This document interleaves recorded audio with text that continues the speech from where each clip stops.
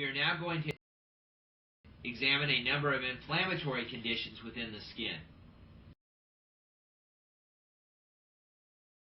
We are now going to examine a number of inflammatory conditions within the skin. Inflammatory diseases are often classified based upon their histopathologic pattern.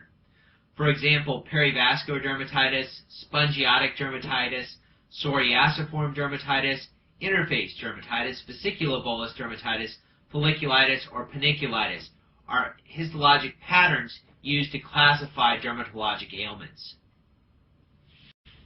An example of perivascular dermatitis is urticaria. In perivascular dermatitis, one sees inflammation in the dermis with chronic inflammatory cells or sometimes scattered acute inflammatory cells surrounding vessels in the dermis. It may be either surrounding the superficial vessels or surrounding the deep vessels. In this photomicrograph, one sees a central vessel surrounding lymphocytes and a few scattered surrounding eosinophils. Perivascular dermatitis causing urticaria or hives is a pruritic condition. It is caused by massive release of histamine from mast cells. Urticaria can be caused by a hypersensitivity process such as a food reaction, a drug reaction, or a reaction to insect bites. It can also be caused by a type 3 immune complex mediated process such as serum sickness. This latter portion of disease is uncommon in dermatology. Classic urticaria consists of raised pruritic wheals, which may occur on any portion of the body. They may be associated with angioedema, which is subcutaneous swelling, particularly the lips or periorbital area.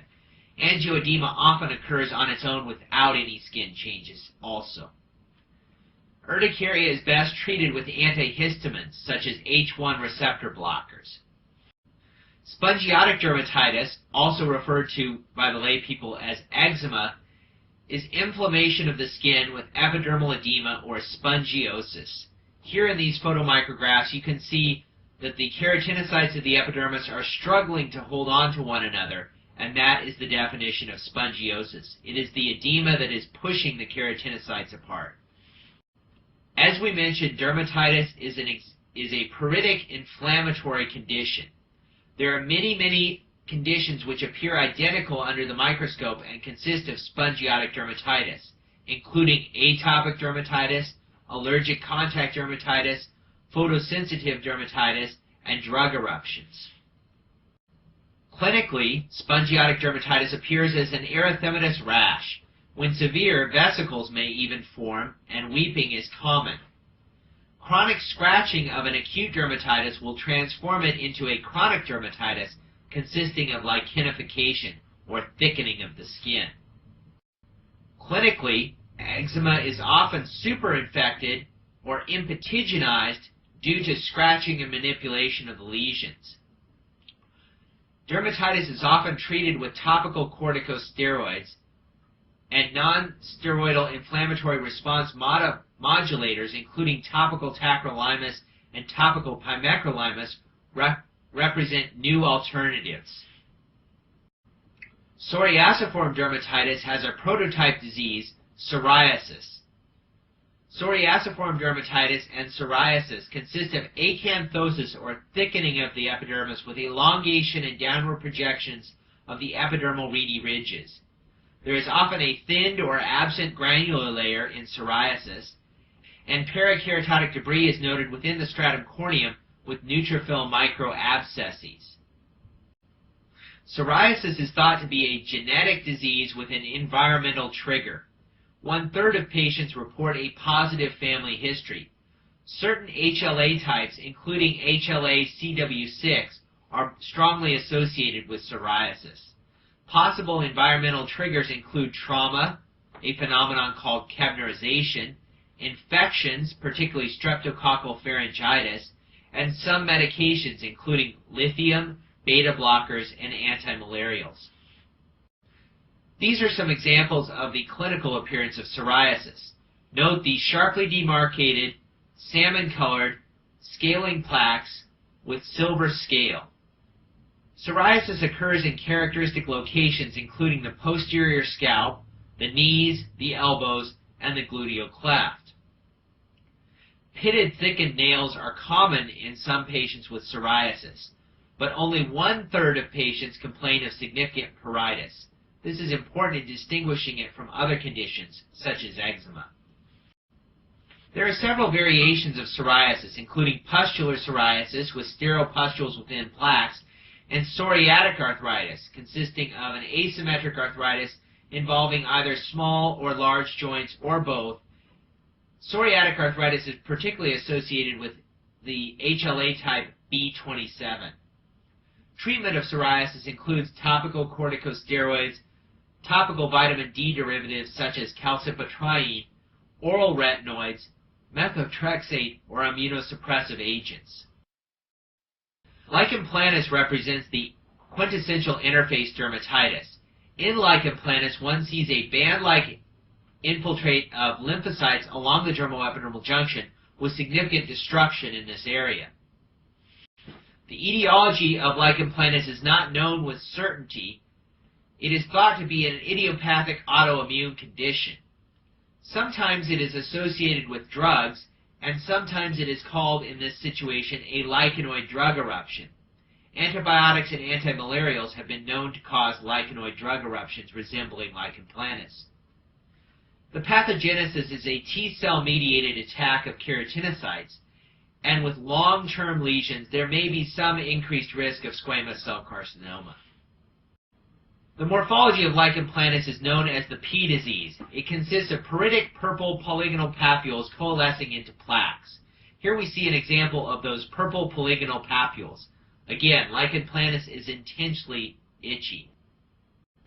Vesiculobullous dermatitis consists of loss of attachment between either A, the keratinocytes, in which case we call it an intraepidermal process, or B, the keratinocytes in the basement membrane zone, in which case we call it a subepidermal process. Here we see an example of a subepidermal vesiculatory disorder. An example of an intraepithelial vesicular disorder is pemphigus. Pemphigus often occurs in middle-aged men and women. It usually presents first in the oral mucosa. The etiology of pemphigus is the autoimmune destruction of desmosomal attachments between keratinocytes. This results in a loss of keratinocyte adhesion and superficial blisters that rupture easily. Clinically, pemphigus appears as superficial blisters, often on the scalp, face, trunk, or groin. The disease often begins first in the mouth. Here we see the loose, fragile, and non-intact blisters of pemphigus.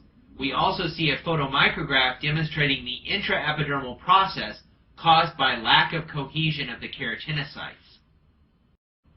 Bullous pemphigoid is a subepidermal process.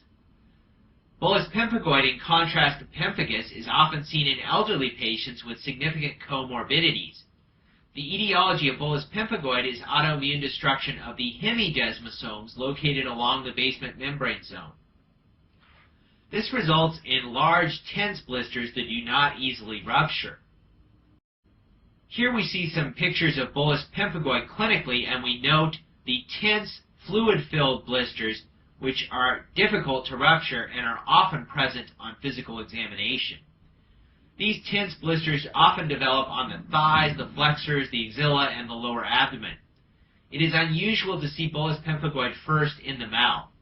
We also see a histopathology slide showing a subepidermal vesiculatory process. We can compare bullous pemphigoid and pemphigus using immunofluorescence. Immunofluorescence is a diagnostic technique that reveals the location of deposited immunoreactants within the skin. In panel A, we see a linear band of immunoreactants along the dermoepidermal junction. This is consistent with bullous pemphigoid. In panel B, we see a net-like deposition of immunoreactants within the epidermis, and this is consistent with pemphigus. Epidermolysis bullosa is another vesiculatory process which is caused by congenital defects in the basement membrane zone. This is actual genetic mutations that are present from birth. Usually this leads to blistering in the neonatal period, but in some variants it can go unnoticed until adulthood. The severity of the blistering and the severity of the disease depends upon the congenital defect and the genetic mutation. Severe cases may lead to superinfection, sepsis, and even death in early life. Acne vulgaris is a disease of the pilosebaceous unit. It is a multifactorial process. Andronarchy brings along the hormone-dependent increase in sebum production. Bacteria within the hair follicle overgrow due to the abundance of oil.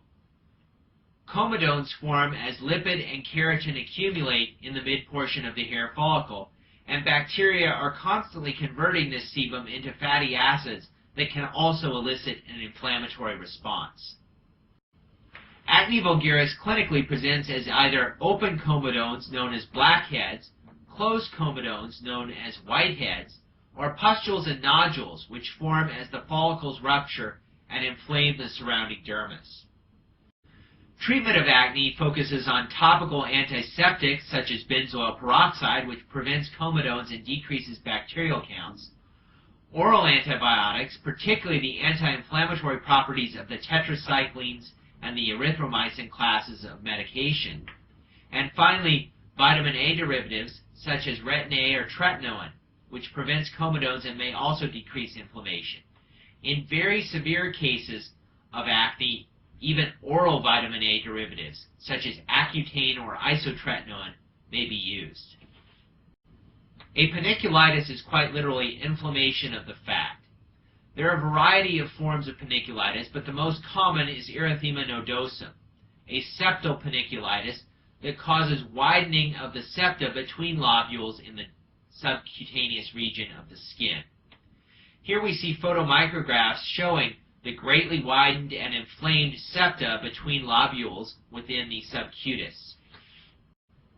Erythema nodosum is the most common form of paniculitis, and it is usually idiopathic in nature. It may also be secondary to any form of inflammation as a reactive process. For example, infection, autoimmune disease, medication use, hormonal changes, all those things may be associated with erythema nodosum. Here is an example of erythema nodosum clinically. One sees raised erythematous painful nodules on the anterior shins. This concludes the inflammatory diseases of the dermatopathology section.